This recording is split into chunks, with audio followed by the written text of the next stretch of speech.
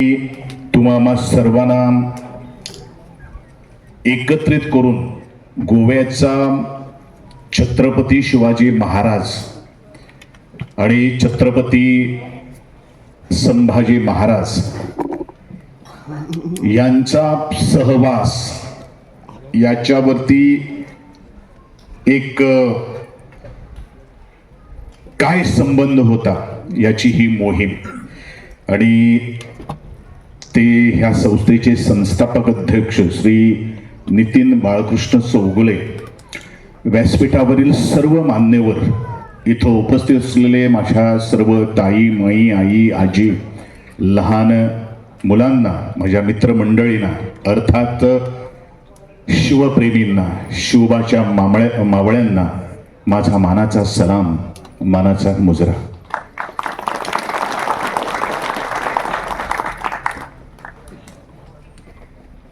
छत्रपती शिवाजी महाराजांचं आगमन या गोव्यामध्ये कसं झालं? मार्च 1664 साली छत्रपती शिवाजी महाराजांचं पदस्पर्श या पावन भूमीला लागला. आणि एक लहानशा एक पोवाड्यानं मी सादर करणार, कारण आमच्याकडे वेळ नाही आहे. म्हणजे ते जर तुम्हाला समजलं, मला वाटतं जो इतिहास जो आहे एका छोट्या 2 मिनिटात आपण तो तुम्हाला समजणार. अनंत उर्जा घेऊन इतली सळसळते माती, दर्यावरून आले शिवाजी खड्ग घेऊन हाती, दुर्भाटीच्या बंदरावरून चरण स्पर्श केला, तेथून राजा फोंड्या मधल्या किल्ल्याशी आला. चहू बाजूने वेढा घालून केली तटबंदी, किल्ल्यावरची रसद तोडली, युद्ध होई जंगी. 3 महिने युद्ध चालले, 3 महिने युद्ध चालले, तुंब घन घोर, हळूहळू ओसरू लागला ममद खाचा जोर. तशात पाऊस सुरू झाला असा धुवाधार, तशात पाऊस सुरू झाला असा धुवाधार, होऊन भिजली शिवरायांची तळपे तलवार, होऊन भिजली शिवरायांची तळपे तलवार, तळपे तलवार शिवरायांची तळपे तलवार. या महान माणसाच्या पदस्पर्शानं गोमंत भूमी आणि 1668 साली नोव्हेंबरच्या महिन्यात ह्याच सप्तकोटेश्वर मंदिराच्या लिंगाचा जीर्णोद्धार झाला. पोर्तुगीजांनी जो नितीनजय ह्या अभ्यासात ज्या गोव्यामधला पोर्तुगीजां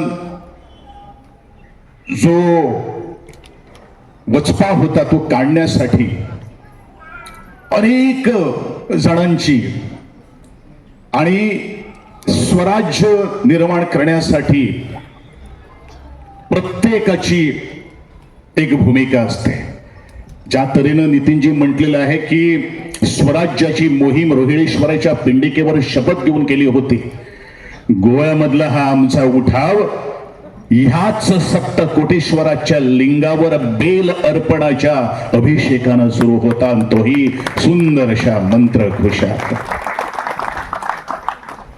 आणि त्या मंत्रघोषाच्या माध्यमातून आज ते मंत्रघोष काय होते, 1-2 मिनिटात तुमच्या समोर मांडतोय.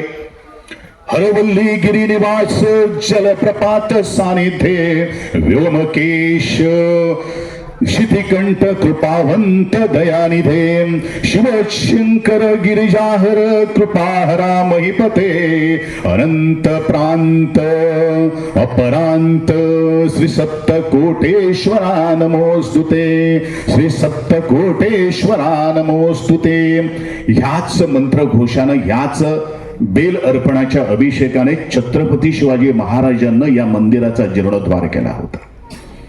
आणि तदनंतर गोव्यामधील फोंड्याचा किल्ला म्हणूया, मर्दनगड म्हणूया, बेतूल, दुर्बाट, कुकळी आणि हा जो भतग्राम जो आहे, डिचोलीचा तालुका म्हणजे आपण भतग्राम या नावानं ओळखतो आहे, ह्या संपूर्ण ह्याच्यामध्ये छत्रपती शिवाजी महाराजांना जो अत्याचार आमच्या आया अब्रूवर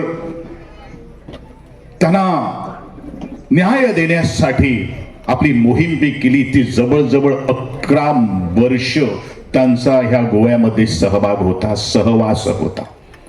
आणि म्हणूनच तुमच्या आमच्यासारखी आज मंडळी जी आहे ती मंडळी एक चांगला श्वास घेताना आपण बघतो आहोत. पण छत्रपती शिवाजी महाराजांचं नाव घेतलं म्हणजे आमच्या नसानसात त्या एका रक्ताचा थेंब सळसळत असतोय. आणि अलगद आम्ही तुम्ही का छत्रपती शिवाजींना कधी बघितलं नाही, पण छत्रपती शिवाजी महाराजांचं नाव घेतलं की आमच्या मुखातून कधी जय बाहेर पडतोय हे आम्हाला कधी समजत नाही. आणि म्हणूनच मी येता जाता बघत होतो किंवा महाराष्ट्राच्या बऱ्याचशा ठिकाणी मी जसं माझ्या मित्रांनं सांगितलं, अनिल पाटीलजीनं सांगितलं की संपूर्ण महाराष्ट्रामध्ये मी नाटकाच्या माध्यमातून गेलेलो आणि मी एक घोषणा देतोय आणि त्यावेळेला मी एक सांगतोय, काय सांगतोय की जे काय मी म्हणतोय ते म्हणायचं आहे, फक्त जे की मी म्हणतोय ते म्हणायचं आहे. मला तुमची परीक्षा बघायची आहे. परत एकदा मी सांगतोय, मी जे काय म्हणतो तेच म्हणायचं आहे. आपण किती छत्रपती शिवाजी महाराजांचा आदर आणि छत्रपती शिवाजी महाराजांबद्दल आपल्याला अभिमान आणि ते झाल्यानंतर आपल्याला काय होतं ते आम्हाला बघायचं आहे. मी एकच घोषणा देतोय तुम्हाला, बोलो श्री छत्रपती शिवाजी महाराज की नाहीये. मी तुम्हाला जय म्हणण्यासाठी सांगितलंच नव्हतं. मी सांगितलं होतं की जे काय मी म्हणतो तेच म्हणायचं. अरे छत्रपती शोभा आमचे, त्यांचं नाव घ्यायचं जर आमचा अधिकार नाही तर आपण काय बघतो हेच. आणि ह्याच कारणासाठी आपल्याला शिवचरित्र जाणलं पाहिजे. शिवचरित्र म्हणजे फक्त डोक्यावर घेऊन नाचण्याचा हा प्रकार नाही, तो डोक्यात घालण्याचा प्रयत्न आहे. आणि म्हणून मी वास्तविकता सगळ्यांना सांगतो आहोत की शिवजयंतीच्या निमित्तानं एक दिवशी आपण मिरवणूक काढली म्हणजे छत्रपती शिवाजी महाराजांचे आचार विचार आपल्याला आत्मसात करता येणार नाही. जोपर्यंत या पृथ्वी तलावर चंद्र सूर्य उगवेल तोपर्यंत छत्रपती शिवाजी महाराजांचं नाव सतत आमच्या मुखातून गुणगात करत राहिले. तीच आमची ऊर्जा आहे, तीच आमची प्रेरणा आहे आणि हे मुलांनी आम्ही या मुलांना शिकवायला पाहिजे. आणि म्हणूनच मी सांगतो एक लहानसा किस्सा, खरं म्हणजे बरेचसे बोलण्याचे आहे, वेळ पण खूप झालेला, तुम्ही पण थकलेले आहोत. मी काय असतोय स्वाभिमान आणि अभिमान काय असतोय, कारण तुम्हाला या छत्रपती शिवाजीच्या विचाराविषयी आणि छत्रपती शिवाजी महाराजांचा अभिमान आहे म्हणून तुम्ही एवढ्या मैल चालून आज इथपर्यंत या सप्तकोटीश्वराच्या दर्शनासाठी तुम्ही आलेलो आहात.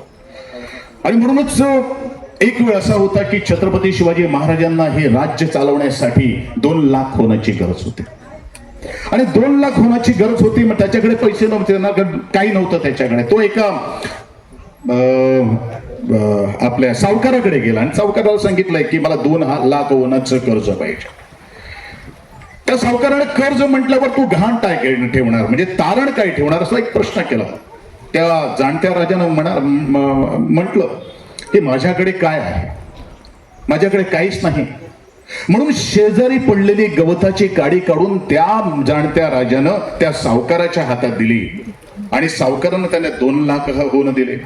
ते घेऊन छत्रपती शिवाजी परत आले, काम केलं आणि बऱ्याच 2-3 वर्षानंतर तो परत त्या सावकाराकडे गेला आणि सावकाराला म्हणला हे तुझे 2 लाख आणि पुढचे 50,000 जे आहेत हे त्याचा व्याज. त्या छत्रपती शिवाजी महाराजांनी त्या सावकाराकडे जे तारण म्हणून ती गवताची काडी ठेवली होती ती मागितली. शेजारी एक मावळा होता. त्या मावळ्याने महाराजांना म्हटलं की महाराज ही गवताची काडी घेतली काय आणि नाही घेतली काय, फरक काय पडतो. त्यावेळी तो जाणता राजा गरजला. माझी गवताची गाडी कुणापुढेही गहाण पडता कामा नये. हा तो बळीराजा, हाच ते शेतकऱ्याचं राज्य होतं. आणि म्हणून शेतकऱ्याची मुलं आज छत्रपती शिवाजी महाराजांचं नामस्मरण करून स्वतःला घडवण्यासाठी प्रयत्न करत आहात. म्हणून मी तुम्हा सर्वांना अभिवादन करतोय, कारण तुमच्यासारखे शूरवीर सैनिक, तुमच्या सारखे मावळे आहेत, तुमच्या सारखे त्या छत्रपती शिवाजी नामस्मरण करणारे आज मंडळी आहोत. म्हणून छत्रपती शिवाजी महाराजांच्या याच पावन भूमीमध्ये संपूर्ण महाराष्ट्र आणि या दक्कन पर्यंत ज्या छत्रपती शिवाजी महाराजांनी तो आपला रुबाब दाखवला, ते रुबाब ठेवण्यासाठी छत्रपती शिवाजी महाराजांचं फक्त एक नाव खूप आहे. आणि म्हणूनच छत्रपती शिवाजी महाराजांचं उदाहरण म्हणजे प्रत्येक घरात त्याचा फोटो असला पाहिजे. त्या फोटोला स्मरण, कारण आपण देवळामध्ये जातो, आपल्याला काय पाहिजे ते आपण मागतोय, पण जे वाचन करतोय तो टिकतोय. म्हणून छत्रपती शिवाजी महाराजांचा इतिहास त्यांनी संघर्ष केला, संकट ओढवून घेतली, पण कधी डगमगला नाही. आणि तोच म्हणतोय स्वाभिमान, त्यालाच म्हणतात अभिमान. आणि ह्या स्वाभिमान आणि अभिमानाचा ताठकणा तटस्थ उभा राहण्यासाठी ज्या माणसाने आम्हाला प्रेरणा दिलेली आहे, कुणापुढेही झुकता कामा नये असा संदेश देणारे हेच महापुरुष आहेत. ते म्हणजे छत्रपती शिवाजी महाराज, धर्मवीर संभाजी महाराज. आणि यांना घडवणाऱ्या त्याच आमच्या आऊसाहेब जिजाऊ माता. सर्वांना अभिवादन. तुम्ही दोन शब्द ऐकले त्याबद्दल तुम्हाला सर्व